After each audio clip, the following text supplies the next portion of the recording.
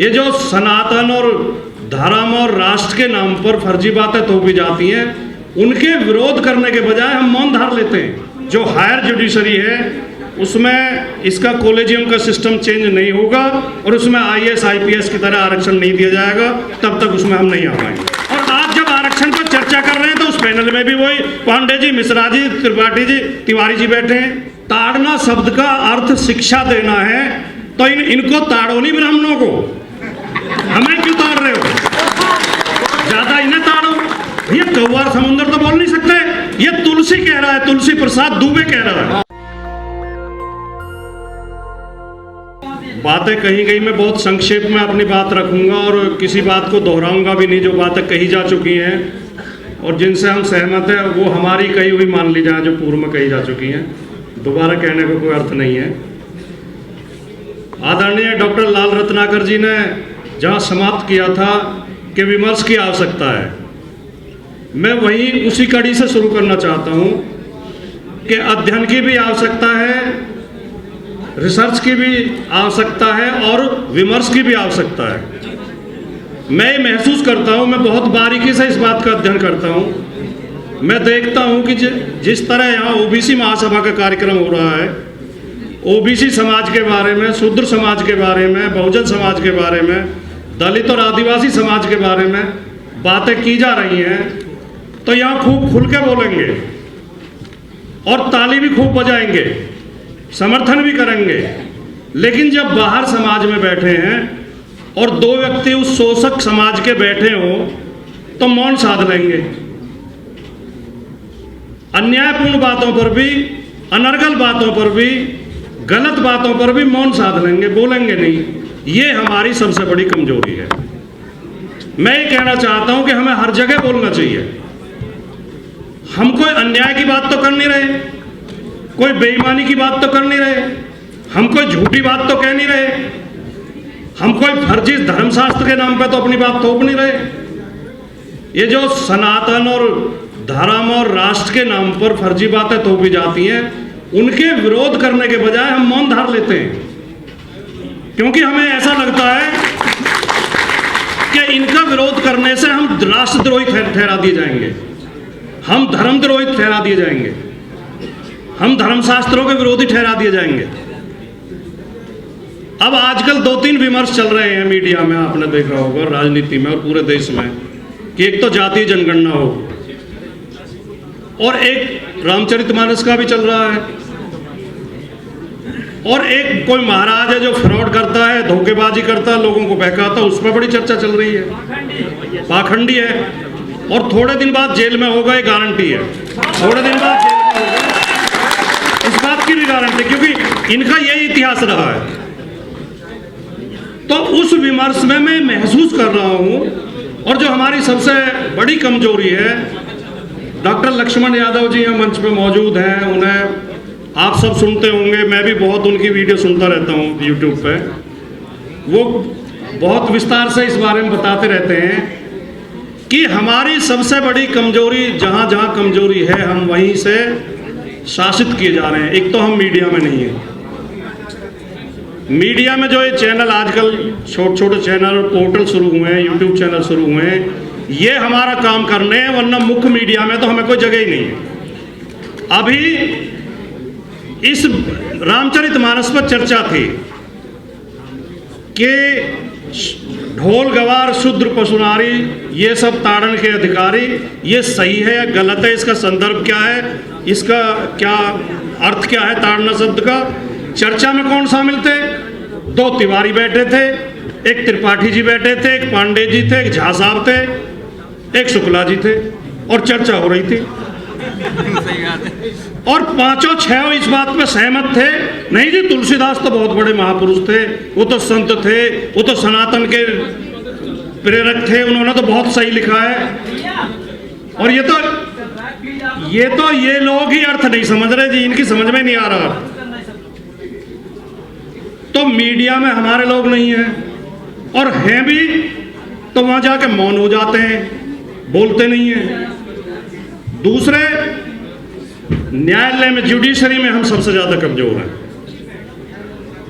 Judiciary में तब तक हम नहीं आ पाएंगे जब तक इसमें जो हायर जुडिशरी है उसमें इसका कॉलेजियम का सिस्टम चेंज नहीं होगा और उसमें IAS IPS की तरह आरक्षण नहीं दिया जाएगा, तब तक उसमें हम नहीं आ पाएंगे। तो एक तो हमें इन चीज़ों पे बोलना पड़ेगा, कहना पड़ेगा। मेरी एक बहुत ज़्यादा वो क्लिप चली थी एक, उस दिन जो है मोदी जी ने कहा था कि पसमानदा समाज को भी, अली अनवर साहब, ये कुछ वो आरक्षण या उन्हें मिलना चाहिए, आगे आना चाहिए जो हमारे मुस्लिम समाज में दलित हैं।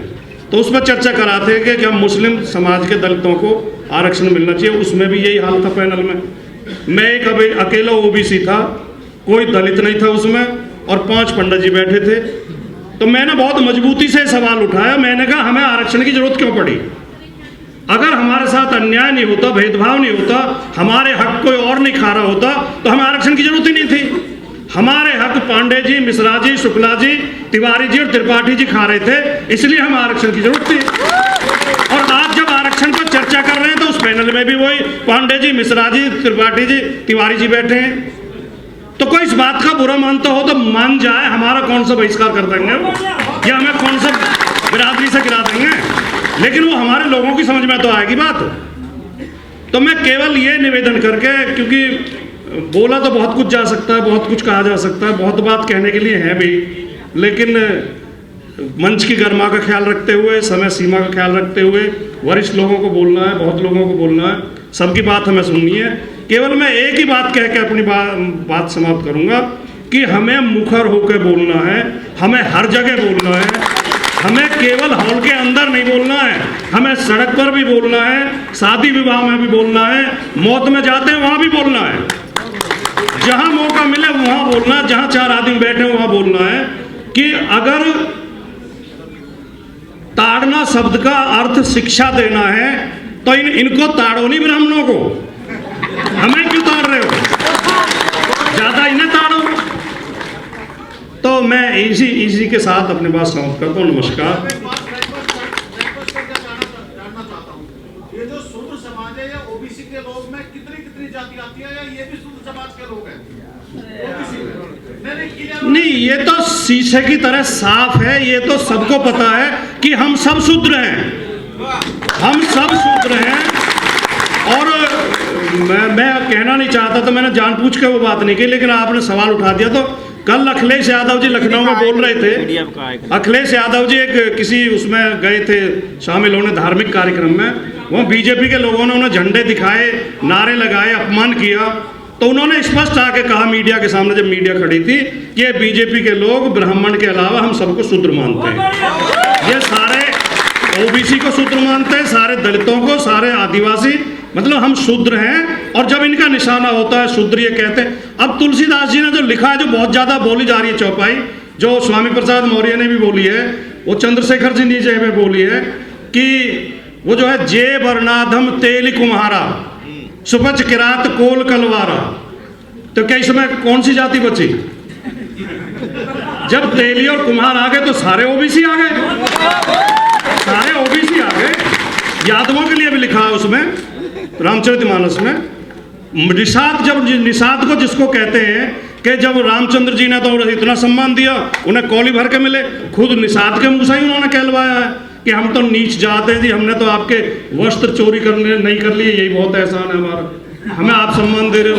सबरी का कहा जाता है, जब सबरी के पास जाते हैं तो सबरी से कहलवाया कि कहीं भी दिया स्तुति करो तुम्हारी, नीच जात में जड़मत भारी। मैं तो महामूर्ख हूँ क्योंकि नीच जाति में पैदा हुई है। और आखिर में थोड़ा मैं समय लेना नहीं चाह रहा था, लेकिन चलो आपने सवाल पूछ दिया। वो जो उसने कहा नहीं कि, अच्छा एक बात और, जो ये हमें प्रसंग का वो पढ़ाते हैं पाठ, कि जी प्रसंगवश कहा है, पात्र देखो पात्र किसने कहा है। अब पात्र तो था कहा ढोल गवार शूद्र पशुहारी, समुद्र ने कहा है। जे वर्णाधम क्या वो जो कौआ कह रहा है, कहा घुसंडी, तो कौआ समुद्र का ही बोलते हैं भैया, कौआ समुद्र तो बोल नहीं सकते। ये तुलसी कह रहा है, तुलसी प्रसाद दुबे कह रहा है। सवाल ये है।